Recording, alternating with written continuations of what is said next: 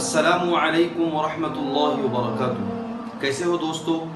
امید کرتا ہوں کہ آپ تمام ہی حضرات خیریت سے ہوگے۔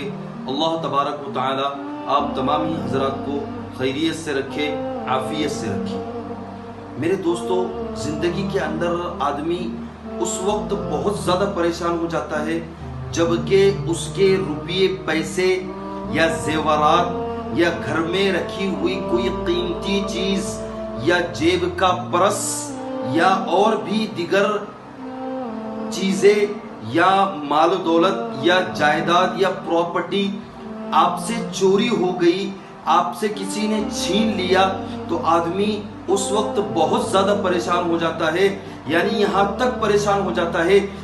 فور ایگزامپل میں آپ کو بتاؤں کہ کسی کے 5 لاکھ روپے جو کہ اس کی زندگی بھر کی جمع پونجی تھی اور وہ چوری ہو گئے، یا کسی کے 10 لاکھ روپے جو کہ اس کی زندگی بھر کی جمع پونجی تھی اور وہ کسی نے چھین لیا یا اس کے پاس سے وہ غائب ہو گئے، چوری ہو گئے، تو آدمی اس وقت بہت زیادہ پریشان ہو جاتا ہے۔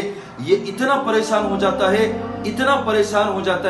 کہ آدمی سوسائڈ کرنے پر مجبور ہو جاتا ہے، آدمی پھانسی لینے پر مجبور ہو جاتا ہے، اور اس کی وجہ بھی جائز ہوتی ہے۔ کیوں؟ اس لیے کہ اس نے زندگی بھر محنت کیا ہے اور وہ چیز ایک ہی جھٹکے میں ختم ہو جاتی ہے۔ تو آپ کو ٹینشن لینے کی ضرورت نہیں ہے۔ میں بہت ہی ادبھت، بہت ہی بہترین طریقہ ہمارے اکابرین نے اس کو کیا ہے، اور کیا ہے تو حقیقت میں چور کا پتہ بھی لگ گیا، اور چوری کی ہوئی چیز بھی جس شخص کی تھی وہ چیز بھی اس کو مل گئی۔ بہت ہی بہترین طریقہ ہے، لیکن یہ طریقہ بتانے سے پہلے آپ کو ساودھانی برتنا بہت ضروری ہے۔ وہ ساودھانی یہ ہے کہ آپ کو طریقہ تو کرنا ہے، لیکن یقین، بھروسہ، عقیدہ، ایمان اللہ پر ہی ہونا ہے، اس کے علاوہ کسی ذات پر نہیں، کہ جو کچھ ہوگا اللہ ہی کرے گا، اللہ کے علاوہ کسی اور سے کچھ نہیں ہوتا ہے۔ یہ جب آپ کو طریقہ بتایا جائے گا تو آپ کو یہ طریقہ ضرور کرنا ہے، لیکن آلتو پھالتو لوگوں پر یا کسی اور پر بھروسہ کرنے کی ضرورت نہیں ہے۔ بھروسہ صرف اور صرف اللہ کی ذات پر کرنا ہے۔ چور کو معلوم کرنے کا طریقہ، چور پتہ کرنے کا طریقہ یہ ہے کہ ایک آپ ابلا ہوا انڈا لیجئے اور قرآن کریم کی کوئی بھی ایک آیت، اب مثال کے طور پر لیجئے سورہ فاتحہ کی پہلی آیت الحمدللہ رب العالمین، اس انڈے پر لکھ لیجئے۔ آپ کسی بھی چیز سے لکھ سکتے ہیں۔ اس ابلے ہوئے انڈے پر لکھنے کے بعد آپ کسی چھوٹے بچے کو بلائیے اور آپ سورہ یاسین کا ورد کیجئے۔ اللہ کی ذات سے امید ہے کہ آپ نے جو اس چھوٹے بچے کو بلایا ہے اس انڈے میں دیکھنے لگائیے۔